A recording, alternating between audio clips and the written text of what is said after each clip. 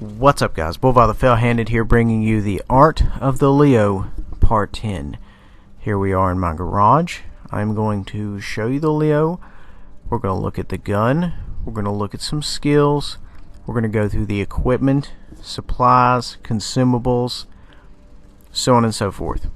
Now, I will admit, for the equipment, I use exactly what VB Addict says to use, which is your rammer, your stabilizer, and your optics. That's more or less scripture for any medium.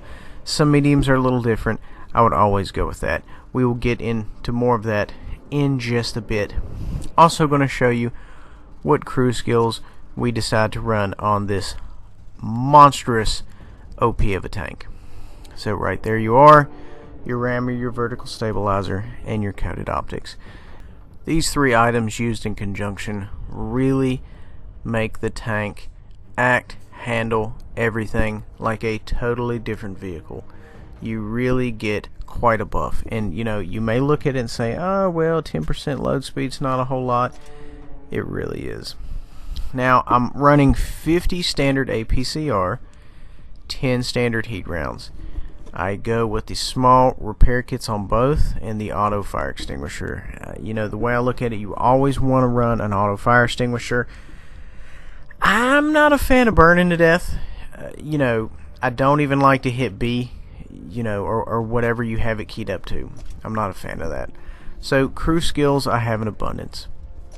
We're going to go through them right now. Now, don't take stock into the order in which these are. 6th Sense, you must have 6th Sense on every single tank. It's a fact. You have to have it.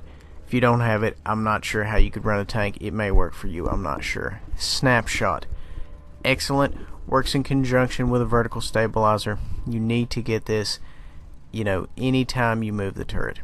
Mentor, this is going to make your crew level up faster. Always a good thing. Smooth Ride, this is another aiming perk essentially. Helps you get the gun on target faster. Off-road driving reduces ground resistance. What this means for you is your tank moves faster. You will notice this when you are passing other Leos. It happens. Also, Deadeye does more damage per shot with a chance of module damage. Brothers in Arms gives you 5% across the board. Excellent skill to have. You have to have repair to get your modules back up in a timely fashion. Camouflage. This tank really has exceptional camouflage if you have the paint and the skill. Swimming Lessons lets you get to those hard to reach places, as you will soon see. Muffled Shot is your camouflage value after you fire. Silent Driving is your camouflage on the move. It bumps it up. Green Thumb helps you bush a little bit better. Whenever you get in a bush, it increases your camouflage. Situational Awareness gives you a 2% view range bonus. Recon gives you a 3% view range bonus. Now, Clutch Braking helps your tank turn a little bit smarter, gives you a little bit better hull traverse. Very impressive. This pain tolerance helps reduce crew injury. Track Mechanic, if you have Track Mechanic in repair, your tracks will be up almost before you can select the kit. Eagle Eye is not terribly useful. It does give you more information, which I highly value. Paratrooper Training, this is really good in fast tanks because fast tanks tend to accidentally do dumb shit. Safe Stowage, you must have this on the Leo. It will help you not get wrecked quite so much. Now, let's go ahead and look at the gun here. You know, the accuracy 0.30, aim time 1.89, penetration 268, 390 damage. It's very, very good. Excellent gun. And more armor on the back of the turret. Anyway, guys, enough of the tank. Let's get to a game. Here we are on Swamp Standard Battle. The greens are spawning in the southern part of the board, and the reds are spawning in the northeast part of the board. Now, the reason I mentioned Swimming Lessons is because I'm going to take this tank somewhere that you cannot get without swimming lessons. When I get up there and I do the things you do, the things I do, I do things. I just do things. When I get up here, I put in a considerable amount of work, primarily because I am outside of everyone's view range. And the tanks I shoot at are typically tanks that are going to be spotted anyway, because of that, they are going to be maybe kind of pushing fronts. Not necessarily, 50 meters away, but they tend to get lit up quite easily because of the position my greens here are in. So right now, and if you're in this tank, I would highly recommend this location right here.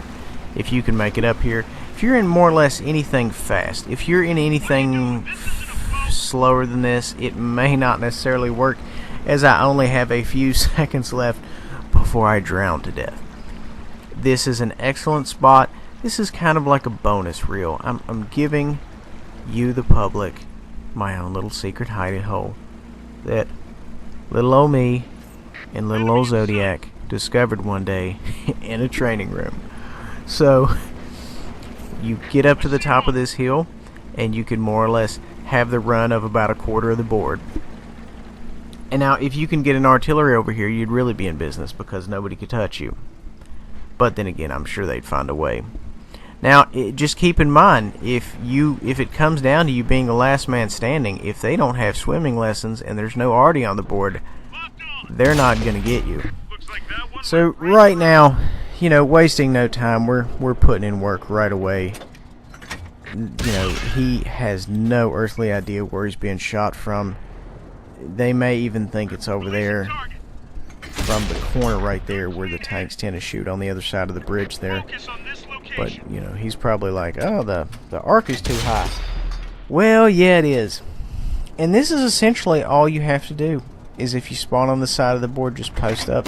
The other side of the board has one right there. You can see it at A1. It's not very good. You have to move and then move again and then move some more to get to this one spot. But it's nowhere nearly as impressive as this. If you have some good spotting, you can lay down a ridiculous amount of fire. Because, they tend to cut across the open right there, right in front of you. Right where that tank's at, they tend to shoot right across the open. And it's free for all. You can just lay into them. E75, always difficult to penetrate from nearly any angle. Thank goodness this guy's not angling, or I would really not have a shot. And luckily, he's turning his side. The E75 is just such a tough tank. Everybody says the 45B is tougher, but I don't know. I think the E75 has that mobility and whatnot and what have you, and it's just, I don't know, it seems like a nasty tank to me. I've always liked mine, although I don't run bigots anymore.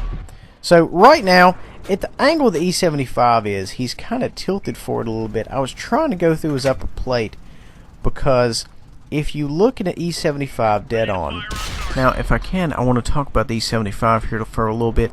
Everybody's like, oh, well, why are you shooting at the top of the armor there, the toughest part?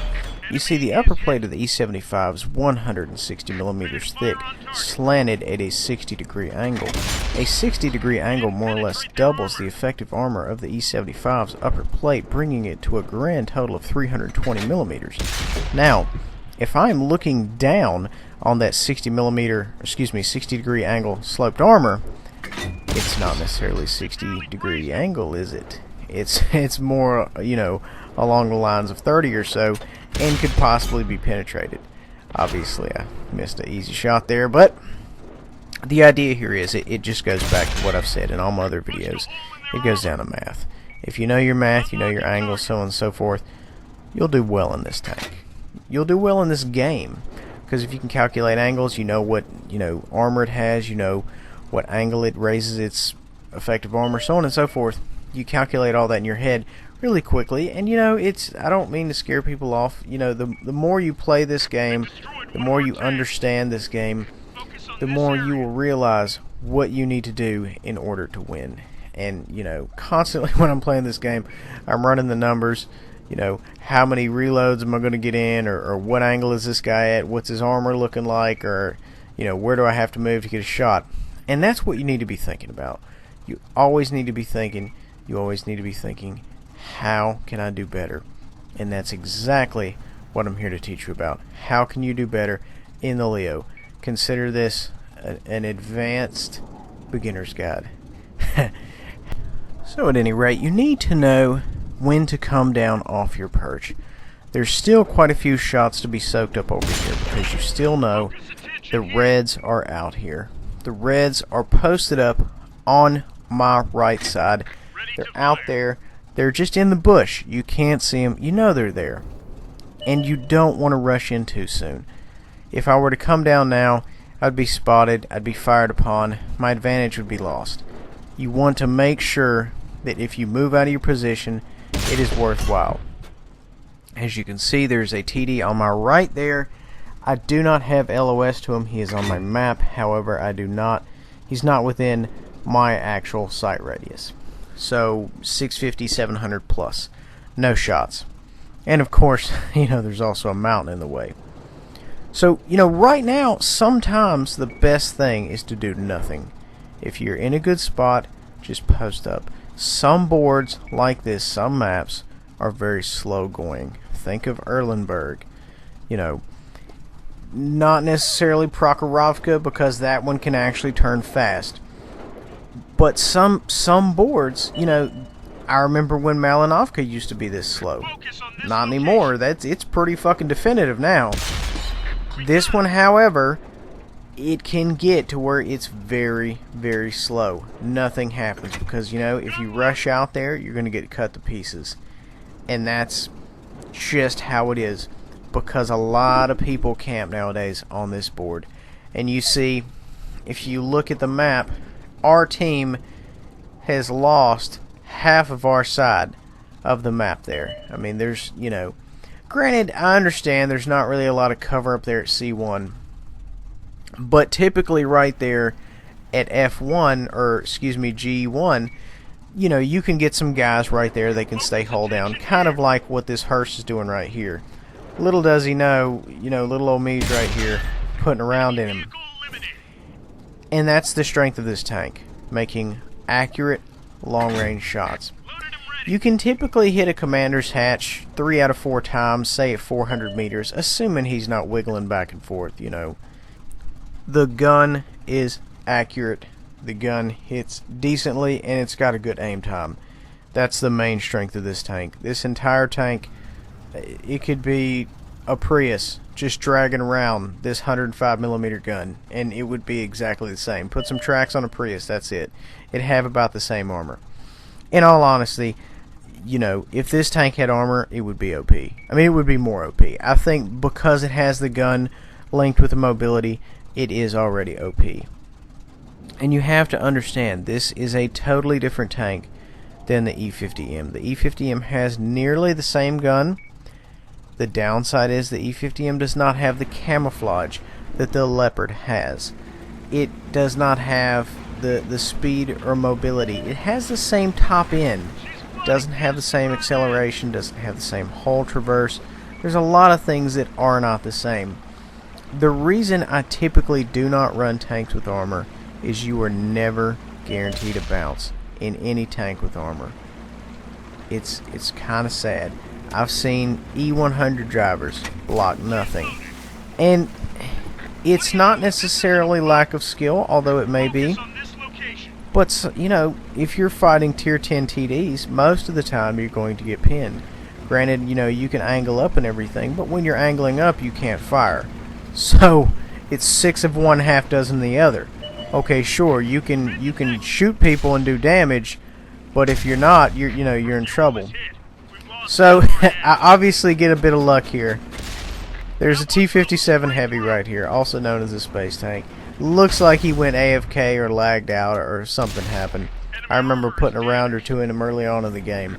And I decided to go ahead and focus on him instead of the IS here, because I was terrified he would come back and just start wetting me up. Which, of course, we all know would have happened if I decided to shoot the other one. Was it a bad call? Yeah, a little bit, because I don't think he was coming back. But it was the right decision I wanted to make at the time, as I was extremely terrified he was going to come back. So we go ahead and finish off both of them. I had backup coming at any rate. I think I would have been okay. So right now, there's only 2 of them. It's mop-up duty.